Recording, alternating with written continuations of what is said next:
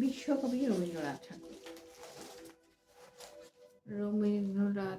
রবীন্দ্রনাথ ঠাকুর তার ভাবনা দিয়ে প্রকাশ করেননি। সাহিত্যের এমন কোনো শাখা নেই, সব শাখাতেই তার পদার্পণ, এবং এত সমৃদ্ধ, এত টইটম্বুর যে আমরা কেন, আমাদের আগামী আরো, মানে আমার মনে হয় যতকাল পৃথিবী থাকবে ততকাল তাদের এই সাহিত্য আমাদের অমূল্য সম্পদ হয়ে থাকবে।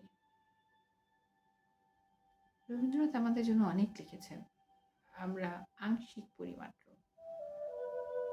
কিছু আমাদের হাতের সামনে থাকে, সেগুলি আমরা বারবার ঘুরে ফিরে পড়ি। কিছু পছন্দের কবিতাই বারবার ঘুরে ফিরে পড়ি, হাতের সামনে যেগুলো পাই সেগুলো পড়ি। তারপরে বৈশাখ এলে সবাই একটু বেশি বেশি পড়ি।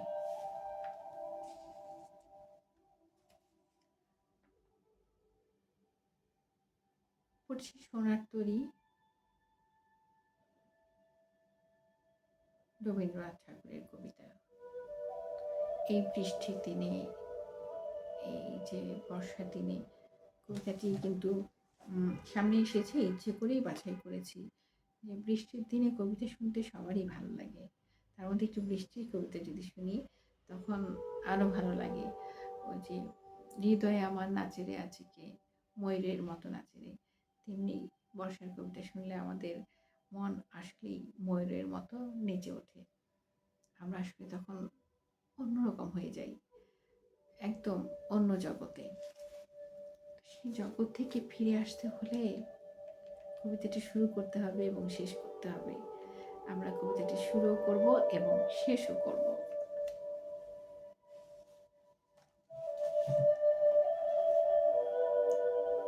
গগনে গরজে মেঘ, ঘন বরষা, কুলে একা বসে আছি, নাহি ভরসা। রাশি রাশি ভাড়া ভাড়া, ধান কাটা হলো সারা, ভরা নদী ক্ষুরো ধারা, খর পরশা। কাটিতে কাটিতে ধান এলো বরষা। একখানি ছোট ক্ষেত, আমি একেলা, চারিদিকে বাঁকা জল করিছে খেলা। পরপারে দেখি আঁকা, তরু ছায়া মসি মাখা, গ্রামখানি মেঘে ঢাকা, প্রভাত বেলা। এপারেতে ছোট ক্ষেত, আমি একেলা,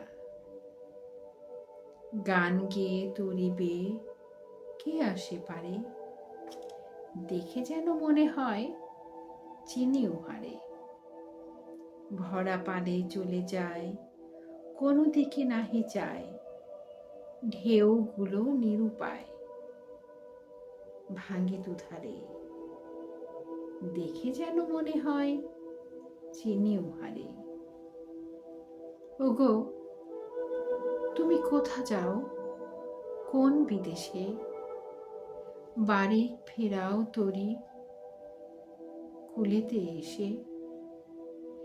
যেও যেথা যেতে চাও, যারে খুশি তারে দাও, শুধু তুমি নিয়ে যাও ক্ষণিক হেসে। আমার সোনার ধান কুলেতে এসে, যত চাও তত লও তরণী পরে, আর আছে আর নাই দিয়েছি ভরে। এতকাল নদী কূলে যাহা লয়েছিনু ফুলে, সকলে দিলাম তুলে ধরে বিধরে। এখন আমারে লহ করুণা করে, ঠাঁই নাই ঠাঁই নাই ছোট সে তরি, আমারই সোনার ধানে গিয়েছে ভরি।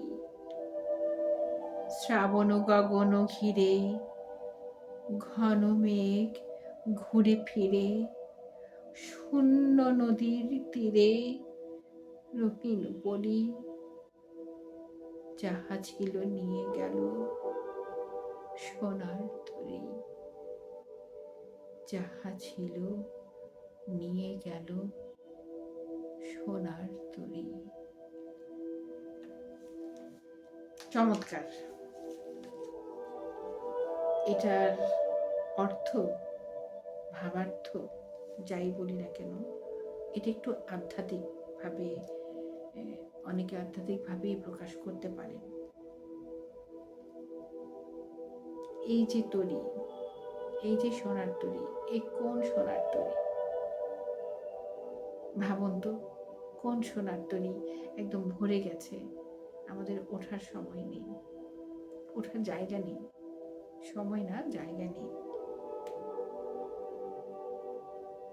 আসলে রবীন্দ্রনাথের কবিতা বা নজরুল ইসলামের কবিতা আমরা যখন পড়ি, আমরা একটু অন্যরকম হয়ে যাই। দেখবেন যে আমাদের চেহারাটা একটু পরিবর্তন হয়ে যায়, আমাদের পড়ার স্টাইলও একটু অন্যরকম হয়ে যায়। তারা ওই সময় তো ছন্দ, মাত্রা, তাল নিয়ে এত কিছু হতো না, কিন্তু তাদের কবিতার মধ্যে কিন্তু আমরা আসলে ছন্দ খুঁজে পাই। পরবর্তীতে গবেষণা করে প্রতিটা কবিতার ছন্দ, মাত্রা সব কিছু কিন্তু ভাগ করা হয়েছে। আমরা কিন্তু পড়ার আগে এটা দেখি, এটা কোন মাত্রায়, কোন ছন্দে। আমাদেরই মুখোমুখি হতে হয় আমাদের প্রশিক্ষকের কাছে বা আমাদের শিক্ষা মানে আবৃত্তিগুলোর কাছে, যে এটা কোন মাত্রার, এটা কিন্তু হতে হয়। বা আমরা যারা পারি, যাদের আমাদের জানার, যেটা আমরা জানি, আমরা যারা জানি তাদেরকে অন্যজনকে জানানোর জন্য বা শেখানোর জন্য আমরা কিন্তু তাদেরকেও জিজ্ঞেস করি যে বলেন তো বা বলো তো এটা কোন মাত্রায়, কোন ছন্দে লেখা। আর আজকাল তো পাঠ্য বইতে অনেক কঠিন কঠিন কবিতা, মানে অনেক বড় বড় কবিতা ইনক্লুড করেছে, যেগুলো বাংলা ফার্স্ট পেপারে এখন ওরাও খুব ভালো পারে। কুলি মজুরটা তো পড়েছি 6-7-এ, তখন 9-10-এ ছিল। আর এটা পড়েছিলাম যখন আমি ক্লাস 8-এ পড়ি, তখন সঞ্চয়িতা থেকে এটা পড়েছিলাম। তখন অন্যভাবে পড়েছিলাম, তখন কবিতাটা তখন তো মুখস্থ বলতে হতো, মুখস্থ ছিল একসময়। কালের বিবর্তনে স্মৃতিশক্তি কমে গিয়েছে, তখন কিন্তু মুখস্থ পড়েছিলাম অন্য টোনে। আজকে অবশ্য পড়লাম অন্য টোনে। তখন পড়েছিলাম গগনে গরজে মেঘ ঘন বর্ষা, এরকম করে। সবচেয়ে বড় কথা, তখন মনে রাখার একটা ভাবনাটার ভিতরে ছিল যে সিরিয়ালি বলছি তো, কবিতাটা ভুল হচ্ছে না তো, এরকম একটা ভাবনা ছিল।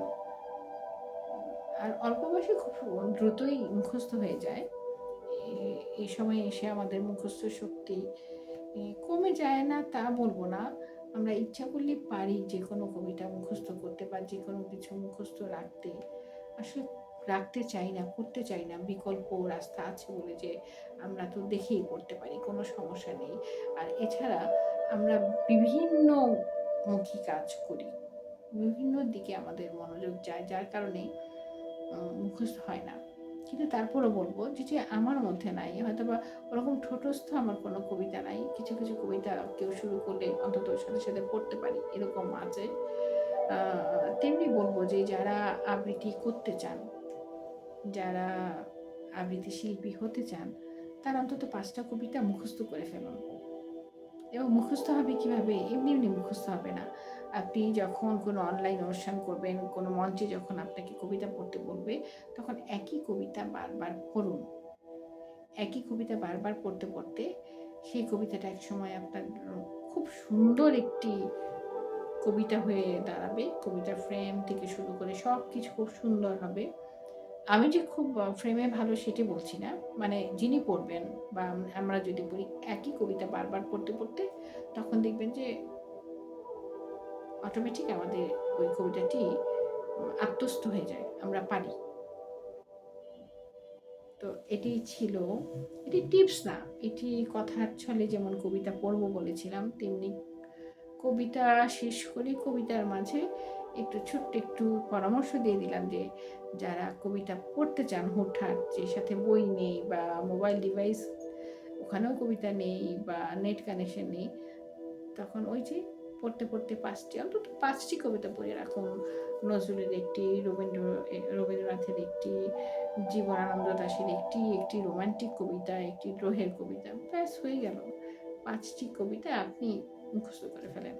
তাহলে আপনার জন্য সুন্দর হয়ে যাবে। আপনি পড়তে পারবেন যেকোনো সময়ে। আজকের জন্য আসি। আবার দেখা হবে অন্য আরেকদিন। শুভ সময়।